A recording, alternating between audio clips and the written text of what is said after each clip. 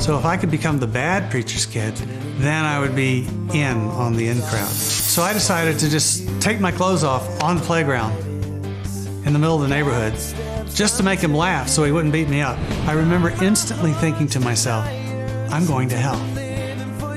I have just pushed my father, who represents God, down the stairs.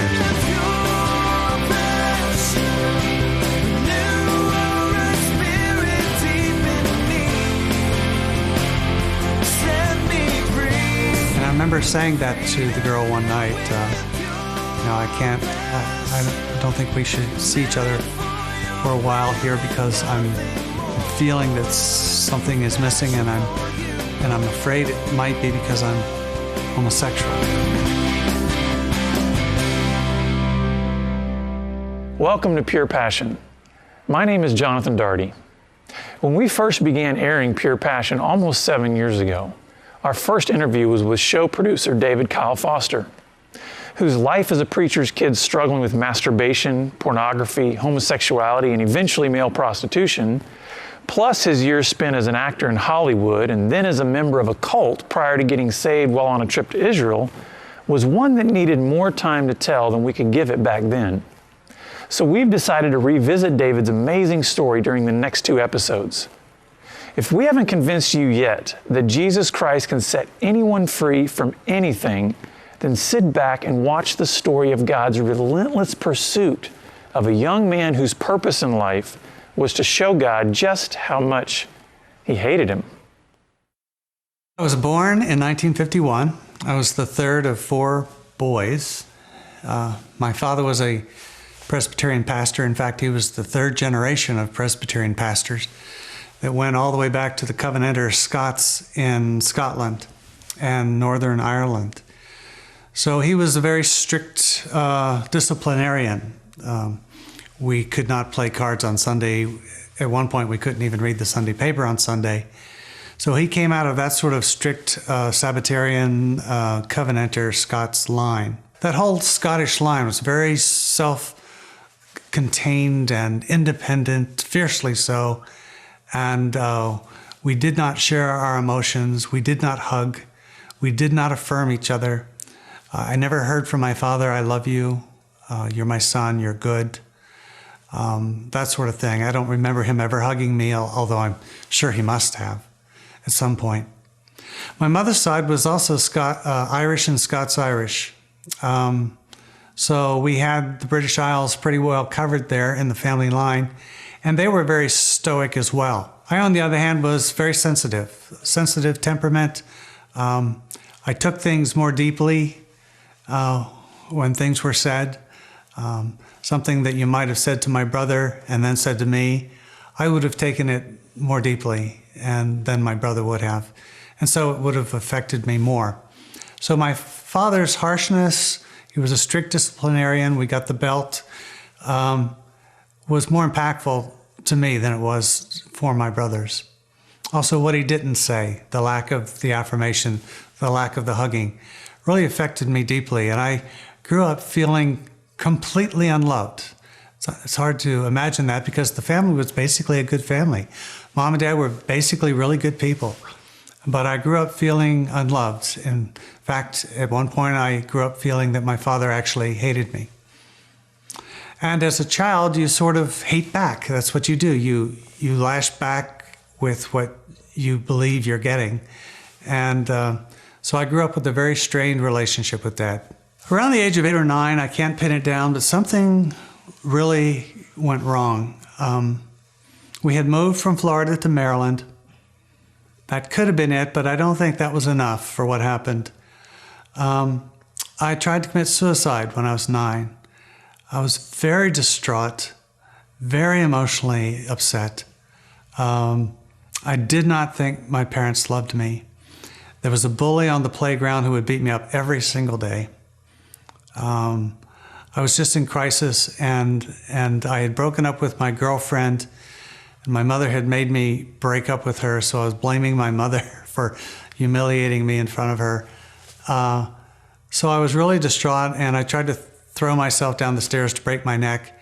It was kind of a half-hearted effort, however, so I was halfway afraid of crippling myself and becoming a quadriplegic if I wasn't successful in killing myself. So I sort of half-heartedly did it. But when I hit the bottom of the stairs, my mother came running into the room because she had ordered me to go to my room. And she didn't know I was trying to kill myself, but she starts screaming at me and yelling at me that I wasn't doing what I was told and to get back into my room.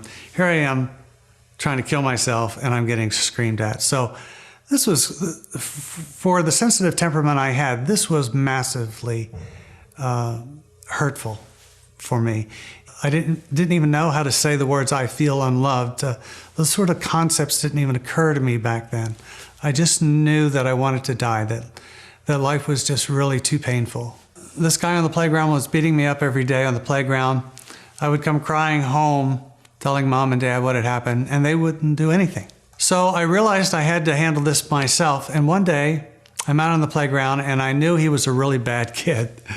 And he just liked dirty jokes and filthy language. And so I decided to just take my clothes off on the playground in the middle of the neighborhood just to make him laugh so he wouldn't beat me up. And it worked. He laughed and he couldn't stop laughing.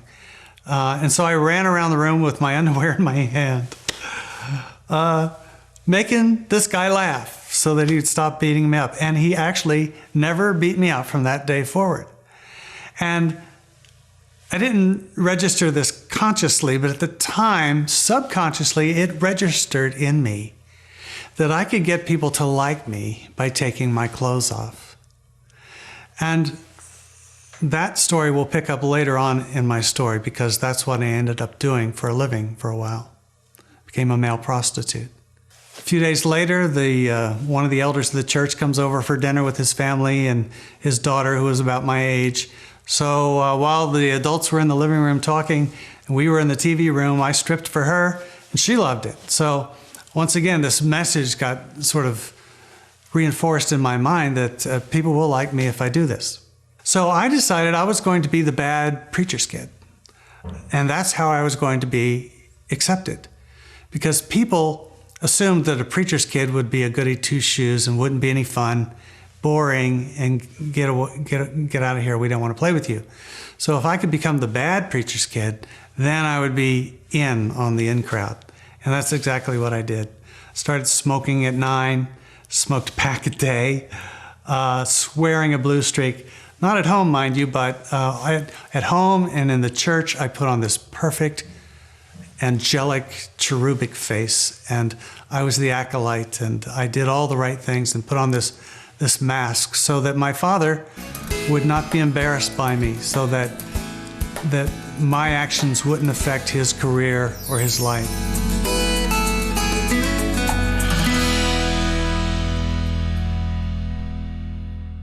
About the same time, I discovered masturbation, all by mistake. I was climbing a pole on the playground and I had this pleasure and I had no clue what it was. Nobody talked about sex in our family. To this day, nobody's talked about sex in our family.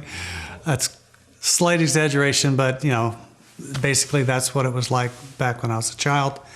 So I had no clue why I was feeling the pleasure and so forth and so on. And I concluded I had contracted cancer. Because of the way I spoke back to my parents or disobeyed them, or for some reason, God had given me cancer. It's comical now, but I really believed it back then. I thought I had gotten cancer. And yet the pleasure was so pleasurable, I continued doing it anyway because I needed something to get rid of this pain, this psychic pain that I was having in my mind and my heart on a continual basis. We had a lot of fighting in our family and I could not take it with my sensitivity levels as they were. And I would leave the TV room at night and go out into the living room where no one was and hide behind the couch and just lay on the floor between the window and the couch just to get away from the sound of the yelling. Or I would go out into the car and lay on the floor of the back seat of the car just so I could have peace and silence and not hear yelling and strife. It affected me that deeply. We had our stash of Playboy magazines and Mad magazines. We started out with Mad, of course. As we grew older, Playboy came into the picture. And of course, this was something that could not be discovered by Dad lest we die. So we were, we were not obedient kids by any means. And I brought a lot of what happened to me onto myself simply by the rebellion that I had in my heart against my parents. I did not honor them. I wanted different parents. And I ran away twice. And the first runaway attempt, they played good cop. Mom was the good cop. The second runaway attempt, Dad played the bad cop. And I was beaten really severely the second time around. And I remember as he was hitting me, thinking to myself, you're not my dad. You don't love me. And I'm not your son. And I don't love you. And I remember there being a separation, a very stark separation in my heart that day. The psychologists will tell you it's called defensive detachment. When you try to detach yourself emotionally from the source of pain. And so in order for his pain against me not to hurt as much, I had to pretend that he wasn't really my father. It was really somebody else doing this. And so I separated my identity from my own father. Now here's the problem. That's where you get your identity as a young boy. You get it from your father. And so I was cutting myself off from developing in a healthy manner in terms of sexual identity and feeling good as a male and knowing how to interact with the opposite sex. I virtually cut myself off from that. And I would not speak to my father after that unless I absolutely had to, from that point on, all the way through college. That's how furious I was at being unloved. Another way that I would escape would be to go to the movie theater. And I would sit in the movie theater all day. I would watch the movie over and over and over again just so I wouldn't have to be at home. And during those years, and this went on for years and years, in fact, the rest of my childhood, I became those characters in those movies. One day I would be John Wayne, and the next day I'd be, Steve McQueen or somebody like that. And that's when I began taking on this fantasy identity to fill in the gap for the identity that I lacked. I was not getting fed an identity from those who God meant to feed it into me. And so I was creating one on my own and imagining myself as other people and imagining myself as heroic and the ladies' man and athletic and all the things that I wasn't. Although I must say, in the early years, in the 9 to 13, 14-year range, I was quite popular with the girls, and I had several girlfriends, and I was a top dancer. Jane and I, in particular, I won't say her last name, but Jane and I were an item in terms of dancing. We were the best dancers in the school. And so I had a lot of fun with the girls. I did not have a problem with girls at that point. I started to have a problem with women, however, and as I trace it back now, over at the end of my life, I see one key figure in our life, and it was this lady who looked like Marilyn Monroe. She was very voluptuous, very beautiful, blonde hair. And this was during the era when Marilyn Monroe was the goddess of the universe for every young boy. She was the most popular actress in the world, and she was on all the magazines all the time. And so you saw her everywhere, and this lady in our family environment looked like her. Problem is this lady, when she would come over to our house, she would tease me about girlfriends. And so whenever she would come over, it would be, got a girlfriend yet, David? And what's her name? And do you like her? And is she pretty? And she would always be teasing me about girls. And I felt utterly humiliated because half the time I didn't have a girlfriend, so I had to make one up. And I just felt humiliated, as though I was being made fun of. And in a way, I kind of was being made fun of. I was the little kid to be teased. And because she looked like Marilyn Monroe, because she was so voluptuous, being humiliated by that kind of a figure began to instill in me a fear that a sexually mature woman would humiliate me, that I had to watch out for them because they were dangerous. they wouldn't necessarily be nice to you, even though they were supposedly friends with you. And so that's when I think my fear of woman began to emerge. So I find myself in my teen years with this growing fear of women and this lack of affirmation from men, especially father figure. And so in order to try to figure out, well, how do I interact with the opposite sex? 'Cause my dad's not modeling that for me. He's not teaching me that. I'm not so sure I'm acceptable as a male anyway. Nobody's affirming me that way. I don't have any male skills. I'm not a great athlete to try to stamp that into my soul with. I'm just this weakling, kind of a little kid. And so I began staring at the successful males in the school, just looking at them, trying to figure out what makes them so successful. Why are they so popular? And not all of them were handsome either, but they were popular. And I was trying to figure out, okay, what makes up the popularity? In some cases, it was an straight A student. Some cases, it was a football quarterback. Some instances, it was being handsome. So there was a variety of reasons, but I keyed in on all of those. And so I watched those guys, and I tried to emulate the way they dressed, the way they combed their hair, the way they walked, the way they talked. So I was trying to pull into myself an identity from these icons of maleness, these successful symbols of masculinity. And that search quickly became envious, because sooner or later when you're starting to do that, you realize, well, that tall, athletic quarterback, I'll never be like him because I'm not tall and I'm not athletic. And that guy who's really handsome, I'm never going to be him because I'm not handsome. And on and on and on. So this search that you began innocently to try to figure out how to be like somebody, well, eventually turns into envy in many cases, because they have something you will never have as far as you're concerned. And when you begin to envy those people, then you're inviting in, of course, the demonic realm, because envy is one of the sins. And so the deception only increases at that point because of the sin of envy.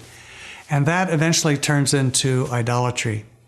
And that's what happened to me. I went from just looking at them, admiring them, to envying them, to idolizing them. Now, if that process is happening, as it was with me, in the years of puberty, when your body is becoming sexualized, it's very easy for you to mistake that pull that you're feeling towards other guys to try to complete yourself as a sexual thing, because your sexual body is in your face day and night in those ages. And so this powerful sexual thing's going on, this pull towards men is going on, and they seem to unite into one thing, and you start saying to yourself, oh no, I must be gay, because why would I be attracted to these guys? Even though it's not sexual attraction at this point, I'm still attracted to them, so I must be gay. And so you begin labeling yourself and doubting yourself. And this was a great fear with me. I would rather have been dead than gay.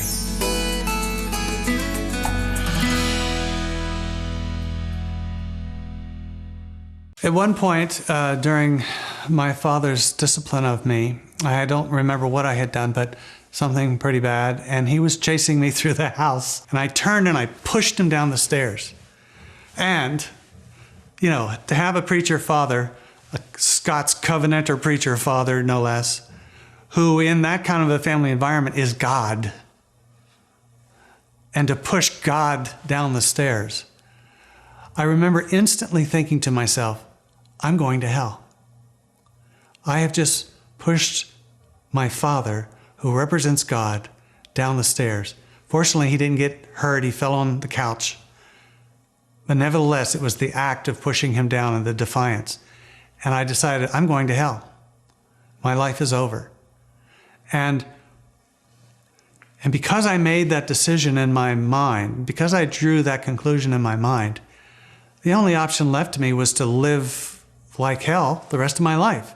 Get as much pleasure as I could get out of life, because I was going to hell anyway. So why not just do it all, and then face the music. And a lot of people who get into bondages, they get into their bondages because they do something that they believe they've crossed a line, and God will not love them beyond that line. He will not come and get them beyond that line. And so they believe they've crossed some line, and so they start acting even worse as a result. So I squeaked by my teen years with a bondage to masturbation, which was chronic, multiple times a day, pornography, all of this kept from mom and dad. And then I go to college. In college, I was finally out from under all the restraints. And, you know, when you've been suppressed like that and have so much fire and turmoil in you like I had, and all the restraints are left off, you truly go wild.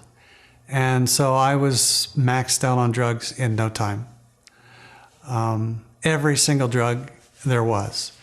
I never shot heroin simply because I hated needles, but I dusted my marijuana with heroin. So I did every single drug there was to the max, and on several occasions trying to kill myself by taking overdoses. College was not a fun time. College was where I had to face the fact that I was having homosexual tendencies. And what was I going to do about it? I had my first sexual experience with a girl. I was determined to be heterosexual, and I was attracted to girls. So I was kind of like partially confused in that area. I think most people have a mistaken notion that you're either 100% heterosexual or 100% homosexual, and that's simply not true. The range of divergence is a continuum. And so I would say at the start I was like 50% confused in my sexual identity. Today people would call that bisexual, but it's really a continuum. And I was about 50% there at that point because I had not acted out. So I still had attraction to girls. Slept with this girl. It was wonderful. I was so glad it was wonderful because it was kind of proof that I didn't have to be homosexual that I was looking for. But as we continued the relationship over the years, over the months, I noticed that something was missing. Something was not getting satisfied. There was a void, even though it was pleasurable on the physical level. And I remember saying that to the girl one night, you know, I don't think we should see each other for a while here because I'm feeling that something is missing, and I'm afraid it might be because I'm homosexual. Can't believe I even said that to my girlfriend.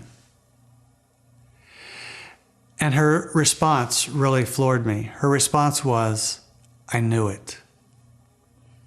And that was like putting dynamite inside my heart. Because my greatest fear was that I was homosexual and people could tell it. I was the only one that was clueless. And here my own girlfriend is telling me she knew it. So at that point I decided, well, okay, the theater group at the college, which was heavily gay, had been stalking me for quite some time, several years by then, always after me. I decided, well, I'll just go with one of them and try it out, see if I am gay.